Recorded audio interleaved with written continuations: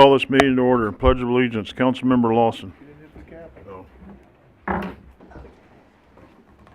pledge allegiance to the flag of the United States of America and to the republic for which it stands, one nation, under God, indivisible, with liberty and justice for all. All right, little housekeeping note. The bathrooms in the building don't work, so if you gotta use the bathroom, you gotta go over to City Hall and use them there. Okay. Roll call, please. Mayor Larkey, Here. Councilmember White, Here. Councilmember Powell, Here. Councilmember Pryan, Here.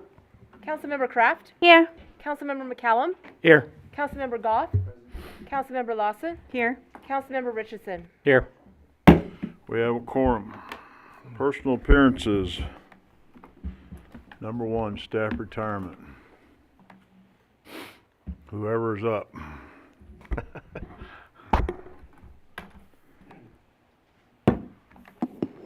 Come up front, Rex. It's your time to shine. Come on, Rex.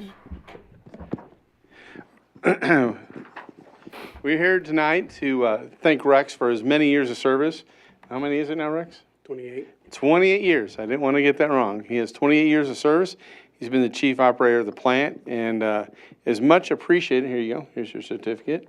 And we like to thank him for all those years of service and the many things he does. Now, people don't ever really think about the plant.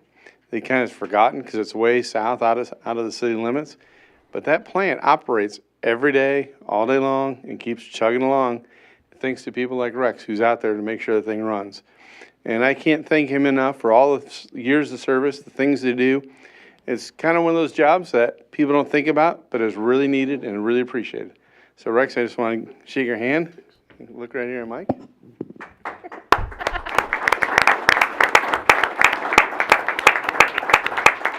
do you want to say on your last? This is your last chance.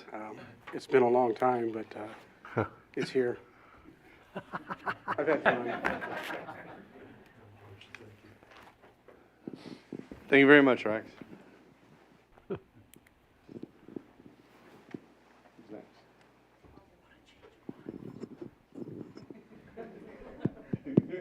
Who's next?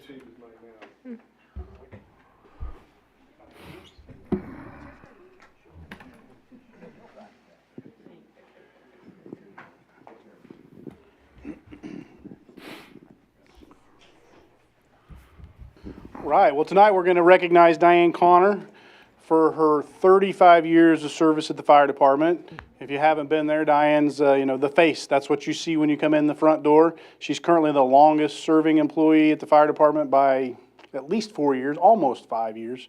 And so she's seen a lot of things happen there. Probably some she shouldn't have seen and some she should never repeat. But we're always appreciative. What are you looking at me for? We're very appreciative of everything that she's done and the commitment that she's had to this job and to this department. I know that she holds the whole department dear to her heart. So thank you, Diane.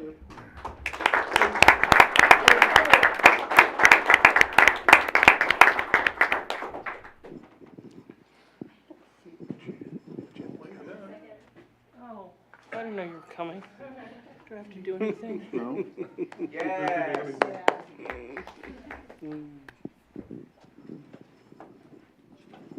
Everything she knows.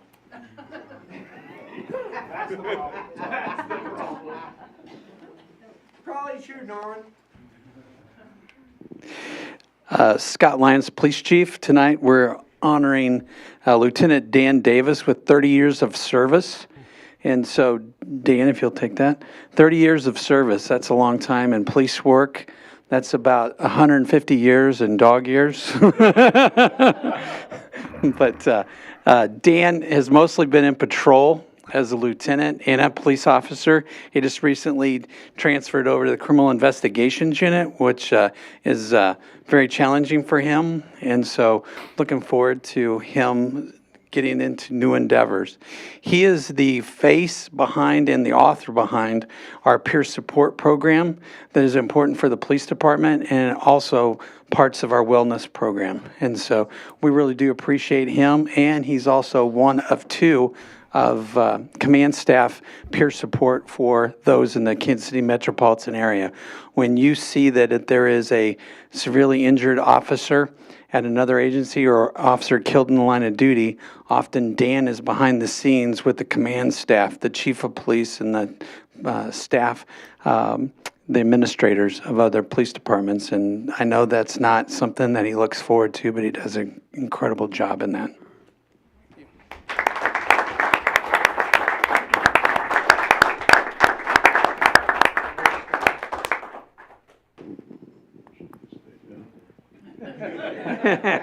Getting your steps in today, Mayor. Thank you very much. I appreciate it.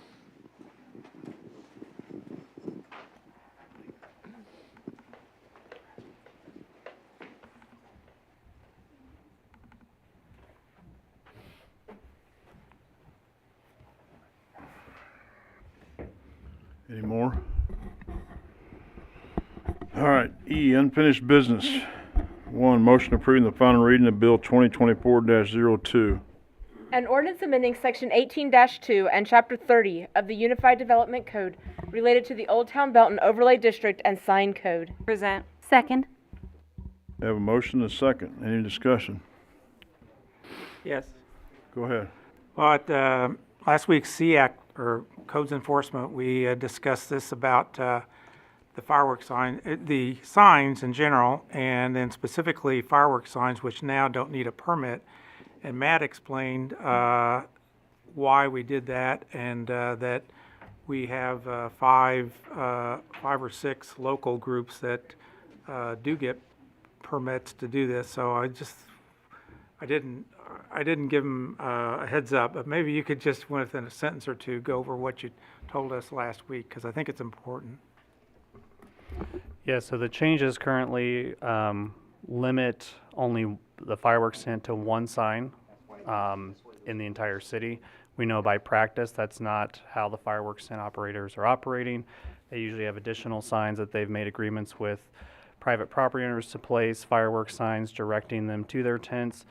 And so looking through the code, we found that that better is suited to be placed with temporary public event signs, which does accommodate charitable, religious, not-for-profit associations and fraternal organizations, which most of the fireworks tent operators are associated with, which does allow up to 18 signs to be placed in the city, including 6 signs on the actual tent site.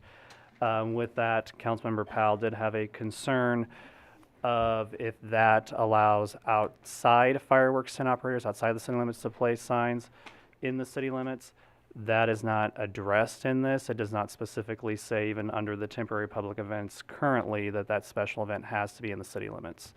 So that does potentially allow out-of-town operators to place a sign here. But again, the biggest issue that we've had in the past is with the signs being in the right-of-way, which is still going to be enforced.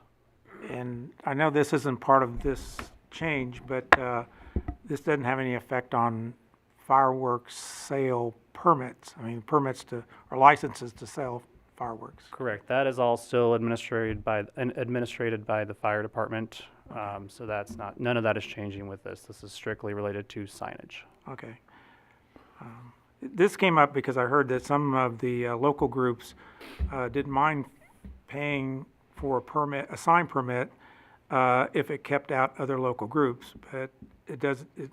Even before or after, it didn't keep out local group or outside groups. I mean, Grandview XYZ Fireworks Company can come here and put out as many signs as they want to. Maybe they did illegally last year, and this year, if we pass this, they can do it legally. So, anyway, I just want the public to, and maybe you guys too. Do we want to look at this and make change to that?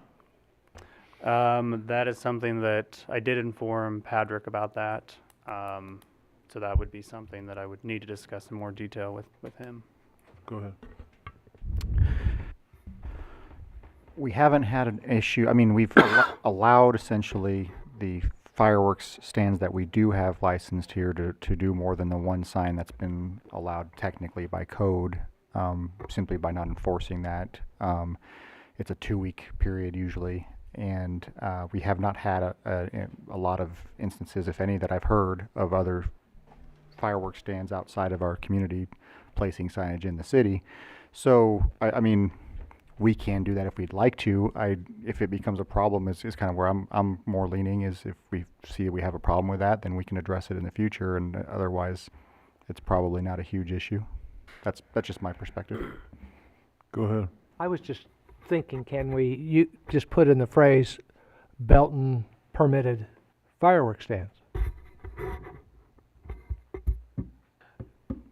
We would have to also look at how that impacts other temporary public events. There could potentially be public events that are not in the city limits, but are on the edge of the city that it could negatively impact, that maybe we don't want to impact.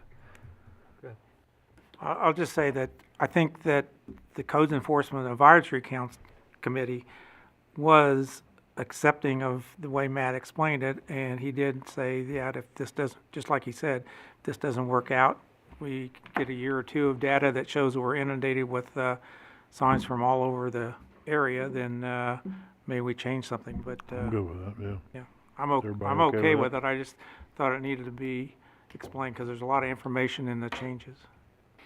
All right, anybody else? Hearing none, roll call. Councilmember Lawson. Aye. Goff. Aye. Powell. Yes. Richardson. Aye. Aye. McCallum. Aye. Kraft. Aye. White. Aye. Mayor Larkey. Aye, motion carries. Were we doing anything out here for these people? Did we mess that up? I just saw everybody leaving and they're huddling out there. I didn't know. No.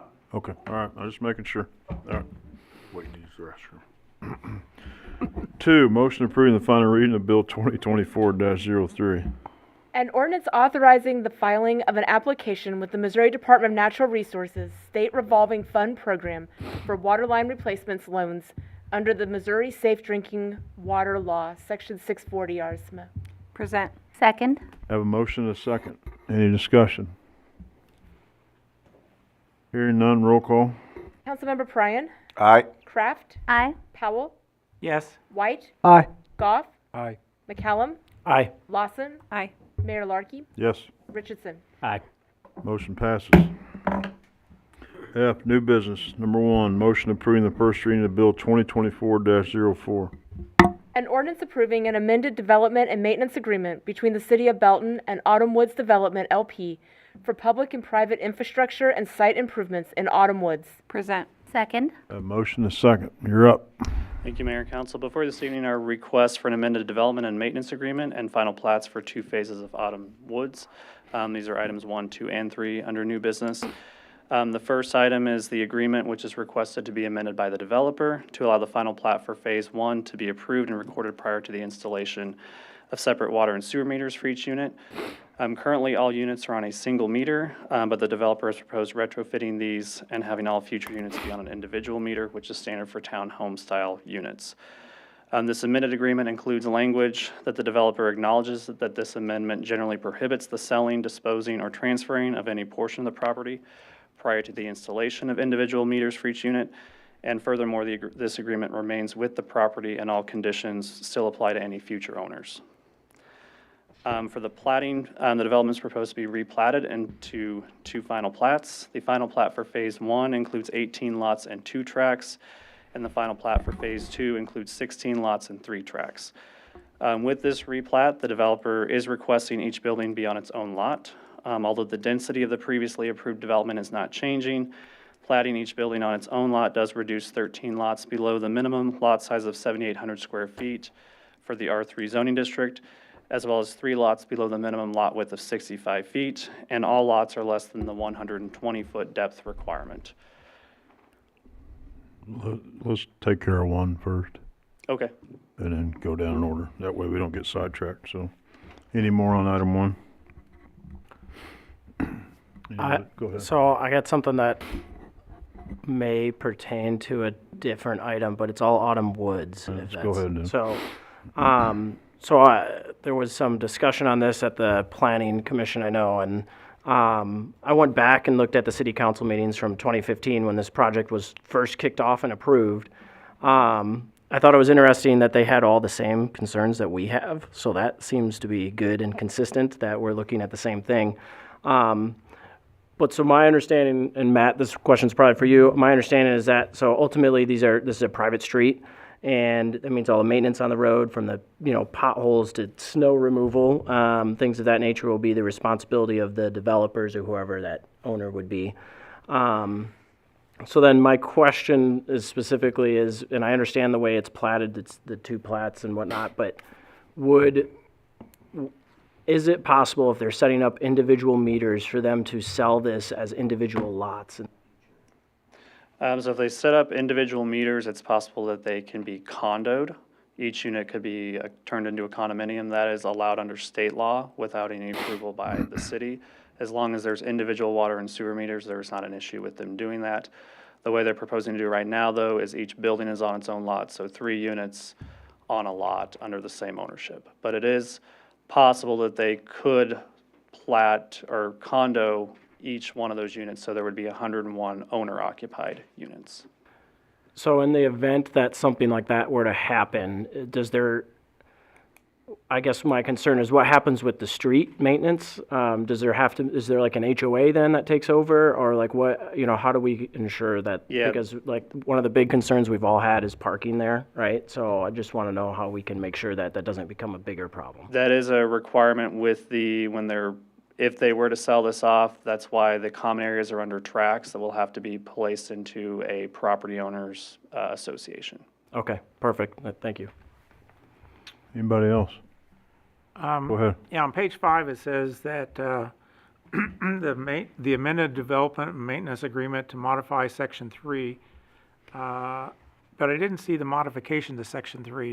Is that what we're voting on, to allow them to plat it? Section 3 are the modifications related to the individual metering for the units. So that is the primary change of this amended agreement. It's to allow the plats to proceed prior to those improvements being completed. Okay, so was there a change from what we agreed to last March or whatever? So previously, we did not know, and neither did the developer, of how they were going to plat this. And so it was just essentially stated that if the developer were to replat in the future, those improvements would need to be made. And the developer had some concerns with the timing of that, as that does slow down their process in getting financing to be able to complete this project in a timelier manner. Right, okay. Okay, thank you. Anybody else? Hearing none, all in favor? Aye. Aye. Any opposed? Motion carries. Item 2, motion approving the first reading of Bill 2024-05. An ordinance approving a final plat for Autumn Woods Phase 1, an 18-lot and 2-tract subdivision generally located at the northwest corner of West Markey Road and Belton Avenue in the city of Belton, Missouri. Second. A motion and a second, so keep going. Yeah, as I mentioned, these are 2 separate plats for both phases. There are some modifications proposed with this to meet the zoning requirements. 13 lots are below the minimum lot size requirement for R3 zoning. 3 lots are below the minimum lot width of 65 feet, and all lots are less than the 120-foot depth requirement. The primary reason for those modifications, particularly for the lot depths, is that the rear of all lots either back up to right-of-way or common tracks within the development for amenities, stormwater detention, and the floodplain. None of them encroach upon any other private property. Additionally, the depth of lot 26 has been further reduced, which requires the rear setback of the future building to be reduced from 20 feet to 12 feet. And the reason for that is that accommodates the requirement in our subdivision regulations that no lot be platted within a floodplain. And the location of that building has not changed from previous approvals. And then although this does sound like a lot of modifications needed to accommodate these plats, it does not modify any part of the previously approved site plan or building design. The developer believes that platting each building on individual lots will help secure financing quicker, that will lead to this project moving forward at a quicker pace than what we've seen over the past 5 years of construction. The developer was not able to be here this evening, but they did estimate that their timeline would be to finish the first phase by the end of this year and phase 2 over the next 2 to 3 years. All previous conditions, including the increasing the driveway widths and the development of amenities and installation of landscaping, are still required and are not being modified with this plat. And the Planning Commission reviewed these changes and recommended approval on January 2nd. And staff also recommends approval, subject to the 2 conditions in the staff report. Any questions? Go ahead. Yeah. Go ahead. Is there a reason that I mean, I know this started out as phase 1 and phase 2, but I noticed that except for changing the title, phase 1 to phase 2, they were using exactly the same map and exactly the same verbiage and everything, which led to an error in that in yours where you say that in phase 2 the minimum is 6847, but it's not. It's 7338 square feet. That's minor, but I'm just wondering why they just don't do the whole thing as one big party. And number 2, are we missing something here? I mean, it seems that they're copying from phase 1 to phase 2, just changing the title, but they're not paying too much attention to some of the specifics. So when we initially got the application, we thought that this was going to be on a single plat for both phases. Okay. They submitted it as phase 1 and phase 2. We requested that they put it all back on one plat, and they wanted to keep it at phase 1 and phase 2. We don't have any issues if that's the way that they want to plat it. I think that's the way that they've been treating this as a 2-phase subdivision, which is typical how most subdivisions do develop. So I think they were just keeping that consistency. Okay. Well, but basically there's nothing other than maybe a couple of square foot errors. There's nothing different between the two that we're agreeing. I mean, you other than what you specified in your talk earlier here. Correct. Okay. And if the square footage errors, if that's in the staff report, that is just because we were reviewing it all, treating it all as one plat when it was really 2 plats. So the minimums in there may be in the first phase or maybe in the second phase, but overall that's the minimum for the entire subdivision. Okay. All right. Thank you. Anybody else? Hearing none, all in favor? Aye. Any opposed? Motion carries. Item 3, motion approving the first reading of Bill 2024-06. An ordinance approving a final plat for Autumn Woods Phase 2, a 16-lot and 3-tract subdivision generally located at the northwest corner of West Markey Road and Belton Avenue in the city of Belton, Missouri. Present. Second. A motion and a second. Any more discussion? Hearing none, all in favor? Aye. Any opposed? Motion carries. Item 4, motion approving resolution 2024-13. A resolution approving the purchase of one F-550 Osage ambulance built by Emergency Services Supply Company, aka Osage Ambulance, for the amount of $254,177. Present. Second. Have a motion and a second. This is a pretty standard purchase. I can't even remember how long ago we talked about it. This was actually budgeted in the FY23. This is how long the cycle is to get something built nowadays. And so this ambulance we have been doing some refurbs and taking the old boxes and put them on new. But this is actually going to be a new additional ambulance to give us 5 so that as we begin to staff more ambulances, we have a spare one. So this is just kind of finally wrapping that up, which will finish this project before the end of this fiscal year. Any questions? Go ahead. Just to confirm, the reason we want a spare is so if one of them breaks down, we don't have to worry about how long it's going to take to repair. We can just be up and running, right? Correct, yeah.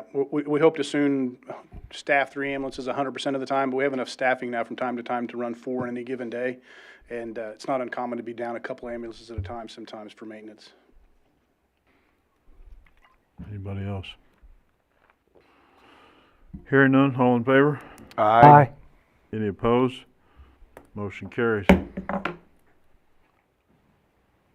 Consent agenda. One motion non-available to approve recommendations noted. Any member of the council may ask for an item to be taken from the consent agenda for discussion and separate action. Present. Second. We have a motion and a second. Any discussion? I'd like Go to ahead. take item 6 off. All right. Anybody else? Hearing none, all in favor? Aye. Any opposed? Motion carries.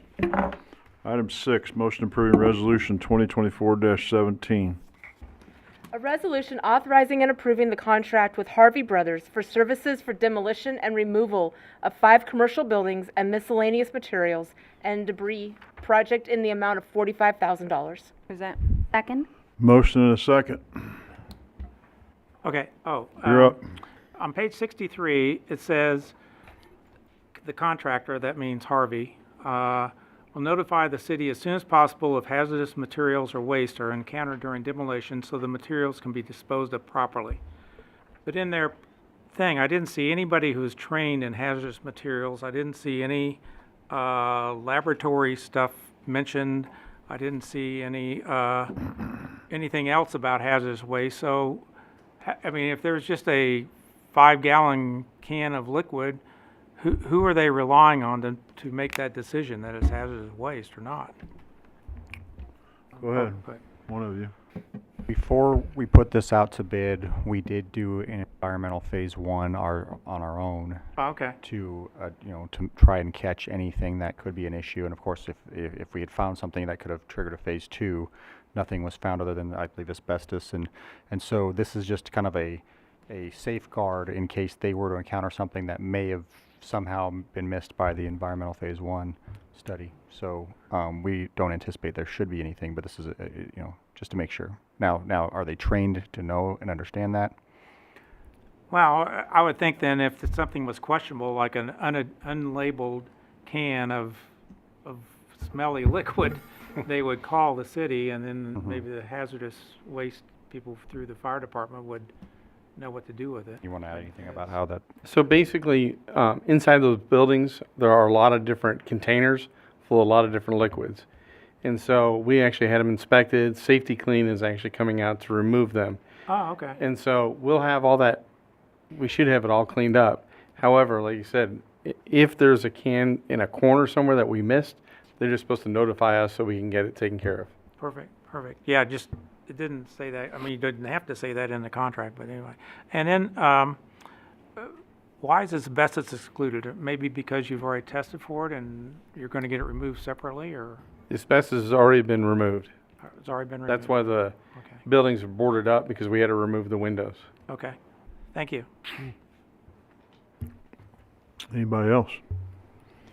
Hearing none, all in favor? Aye. Any opposed? Motion carries.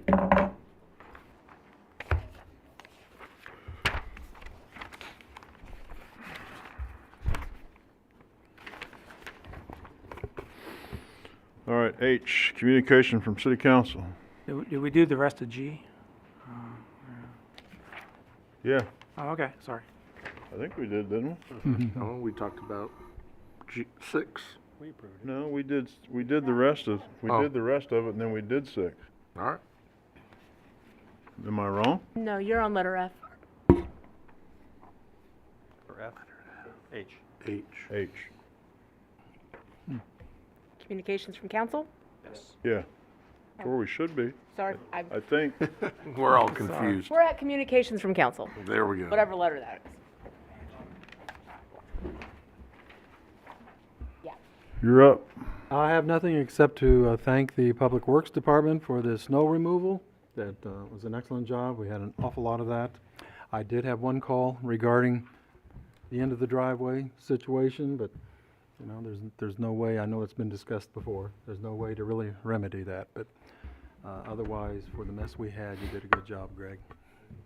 I know we pushed out on pages about how to do the end of the driveway.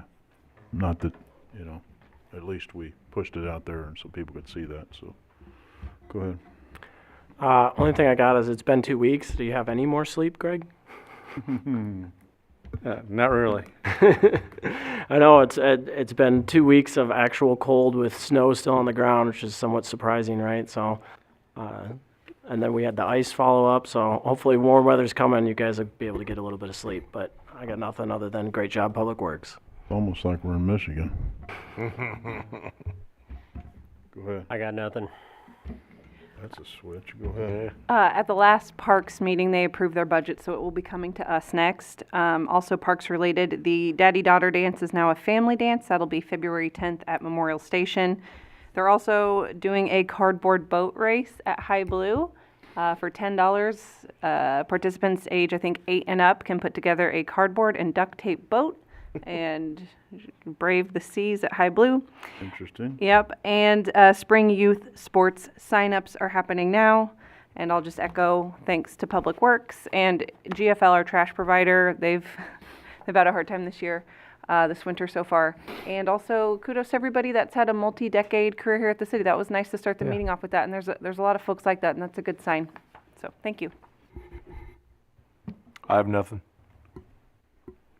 Okay, we had a warming center meeting and shelter meeting last night with a group of churches and some different organizations that all help with our homeless population. We had some good talks. I think we have some places set up that will eventually turn into warming centers, so we have some more options and maybe even some shelters at some point. So that meeting went very well, and we'll have another homelessness committee meeting next month. Okay. Well, there were 2 meetings last week that I went to.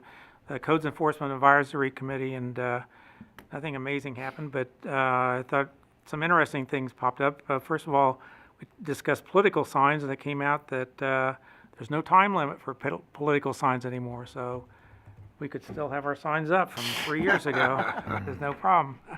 Matt reported that we talked about abatement, and we've been talking a lot in the last couple of meetings about schedules and people's 10 days to get things done and every night. But when they go to abatement, there is a budget for abatement, and Matt reported that so far in this fiscal year, the city spent $90,000 of about $100,000 in the budget for, I should say, about $90,000 of the $100,000 in the budget for abatement.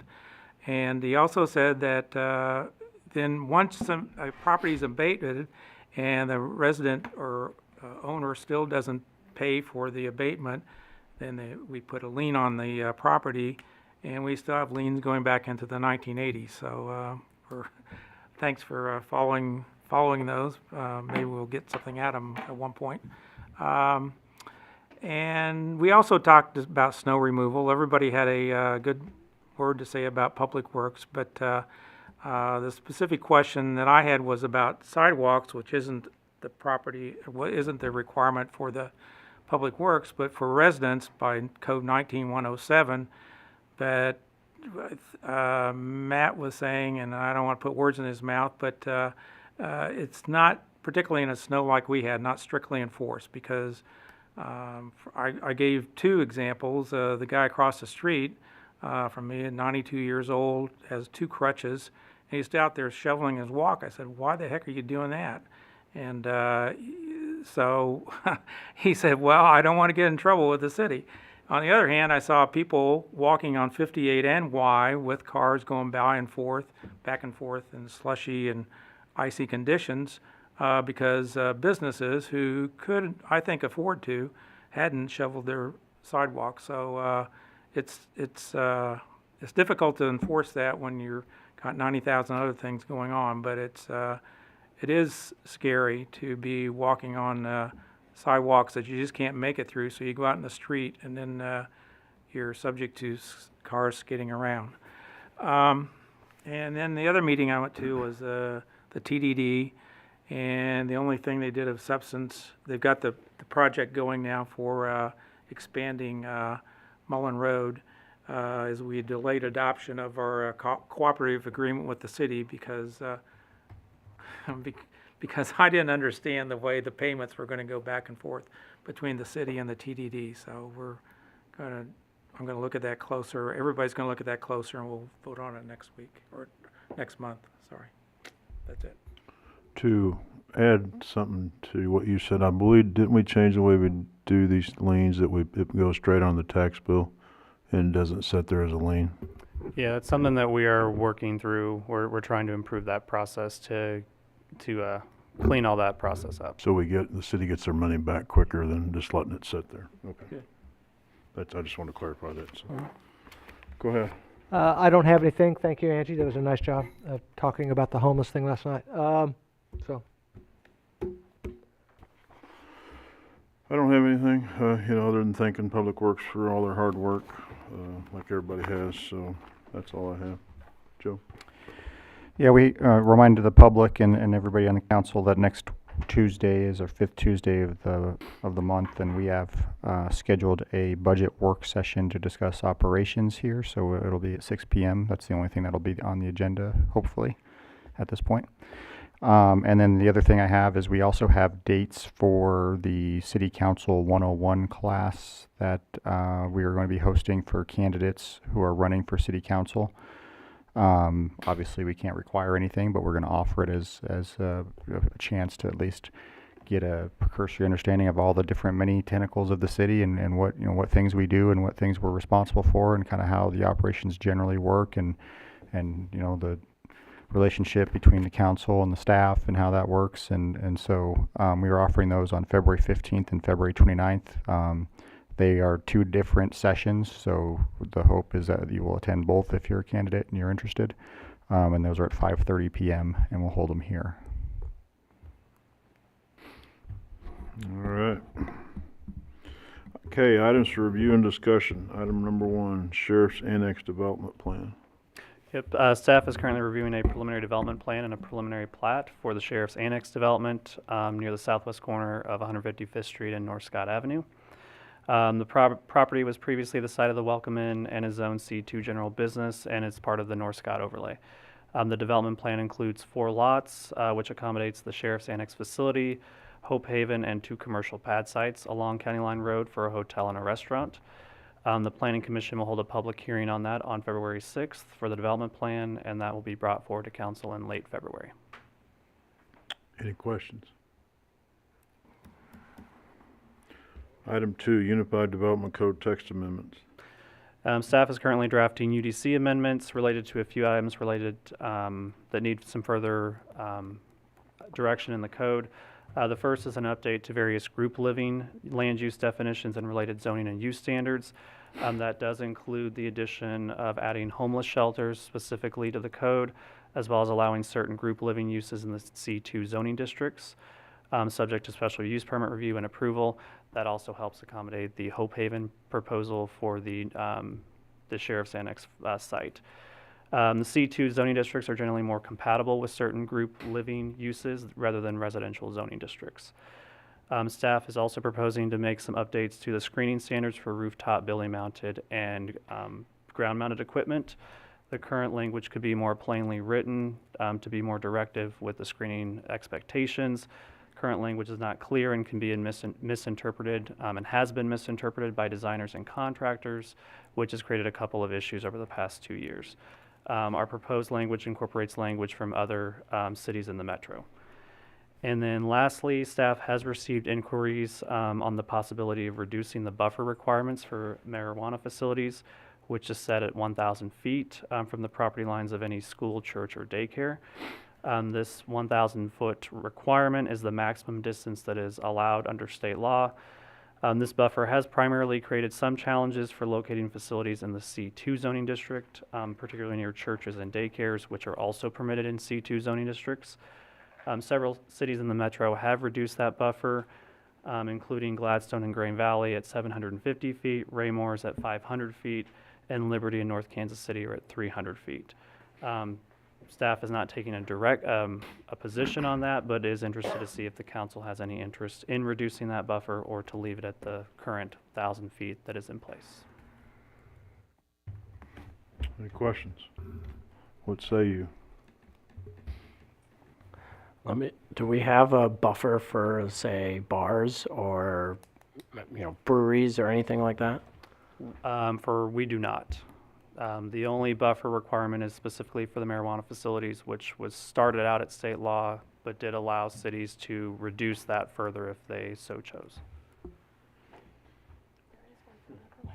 Go ahead. I would be comfortable if we went to 500 and matched Raymore. So 100 feet? How much? 100. Just to add perspective, and Mike, I don't want to speak for you, Mike, I think he was there when they were adopting that in Raymore, and the 500 feet isn't as inclusive as it sounds, because I believe that they did the math, and the 500 feet pretty much meant that they would have to be restricted to a specific area only, because everywhere else in their commercial areas that's zoned that way was within 500 feet of either a church or a daycare or a school. Thinking about the comprehensive plan, didn't we have like 12 or 13% of the land in Belton is church? Does that sound right, or am I pulling that out of nowhere? I believe it was 12 or 13% of the locations that were specifically for public use. So that category included schools and other public okay. facilities as well. Okay. Mayor, I would say there are so many splinter churches anymore that didn't used to exist that I could see the opportunity to lower that minimum space. Anybody else? Go ahead. I know that there were people that had concerns originally before they had opened that, there would be people hanging out outside, things like that. And we haven't seen that. We haven't seen a lot of problems from them. So I agree. I don't see any problem with changing that.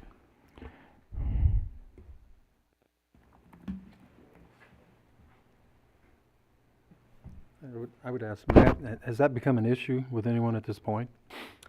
We have had a couple of inquiries on a few properties, mostly on the east side of Interstate 49. And that is because there are some commercial daycares and some churches. There's particularly a church on 58 Highway east of I-49 that does take out most of the corridor east of I-49 from a consideration for a marijuana facility. Is there footage that would make that work? I think anything between 5 and 750 potentially puts a higher percentage of that area under consideration. I might add, Mr. Mayor, and this is not meant to sway anybody one way or the other, just adding some information to the conversation. The current estimates are that we believe that the 3 facilities that we have are on track to be about a $12 million industry retail sales-wise in the city of Belton. And there's sales tax associated with that, and we also have the additional marijuana sales tax that was approved. And so there could be some financial consideration and gain for the city to have more facilities, as long as if it adds to the entire size of the pie, makes the pie bigger. That's more revenue for the city utilized for services, and just a perspective. Anybody else? So what's the next step then, Mayor? Do we Well, make they'll just bring it back. What we can do is we can put a couple of different distance options and work with our GIS analysts to draw those boundaries around some of those churches and daycare sites, so you can figure out what properties come in play with that change. That'll work. It Everybody did okay with? Go. misspeak. There is a distance for liquor licenses, and The state and city requires a 100-foot distance to receive a liquor license from a school, daycare, church. It's not on Matt's side with the zoning. It's on the state and city side with the licensing. Permitting, all right. All right, everybody okay with that? All right. Item L, motion to enter executive session, discuss matters pertaining to leasing, purchase, or sale of real estate according to Missouri State Statute 610.21.2 and pertaining to negotiated contracts according to Missouri State Statute 610.21.12, and that the record be closed and the meeting adjourned from there. So moved. Second. Have a motion and a second. Any discussion? Hearing none. Roll call. Mayor Larkey, Yes. Councilmember Goff, Aye. Pryan, Aye. White, Aye. Richardson, Aye. McCallum, Aye. Lawson, Aye. Howell, Yes. Kraft. Aye. Motion carries.